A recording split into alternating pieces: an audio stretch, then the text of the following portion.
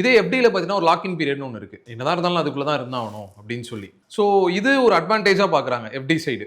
எஸ்ஐபியில் பார்த்தா எனக்கு வேணும், சரி ஓகே எடுத்துடலாம் அப்படின்னு சொல்லி நான் எடுக்க கூட முடியுது. ஆனால் விஜய் சார் வீடியோவில் எஸ்ஐபி பற்றி, அதாவது மியூச்சுவல் ஃபண்ட் பற்றி பேசும்போதெல்லாம் இந்த மாதிரி விஷயங்கள் உங்களுக்கு வந்து இதை கற்று வரும் அப்படின்னு சொல்கிறாரு. இதுக்கு நீங்கள் என்ன சார் சொல்லுங்கள்? 100% சேஃபாக இருக்கிற ப்ராடக்ட் ஃபிக்ஸட் டெபாசிட். அதில் எந்த ஒரு மாற்றமுமே கிடையாது.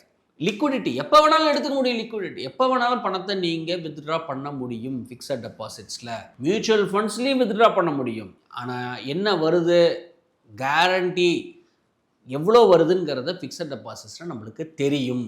ஓகே, இதில் நம்மளுக்கு நீங்கள் எடுக்கிற சமயத்தில் அன்றைக்கி என்ன வேல்யூவோ அதுதான் நீங்கள் எடுத்துக்க முடியும். நீங்கள் பொங்கல் சாப்பிடும்போது மிளகு வரும், பாயசம் குடிக்கும்போது ஒரு முந்திரி கூடி வராது. உங்கள் லக்கு பேடாக இருந்து ஒரு கோவிட் டைமு இல்லை ஒரு 2008 கிரைசிஸ் அன்றைக்கி ஏதாவது ஒரு ப்ராப்ளம், அன்றைக்கி வேல்யூ டவுனாக இருக்கிற பட்சத்தில் உங்களுடைய மியூச்சுவல் ஃபண்ட்ஸோட வேல்யூ கம்மியாக இருக்கும். ஸோ அன்றைக்கி உங்களுக்கு தேவைப்படும் போது நீங்கள் ஃபிக்ஸட் டெபாசிட்ஸ் வச்சுருந்தீங்கன்னா அதை எடுக்கிறது புத்திசாலித்தனம். கம்மிங் டு த பாயிண்ட், நீங்கள் கேட்ட கேள்வி வந்து there is no lock in period. ஒரு 10 இயர் கொடுத்துருப்பீங்க, 3 வருஷம் எப்படின்னு போட்டிருப்பீங்க.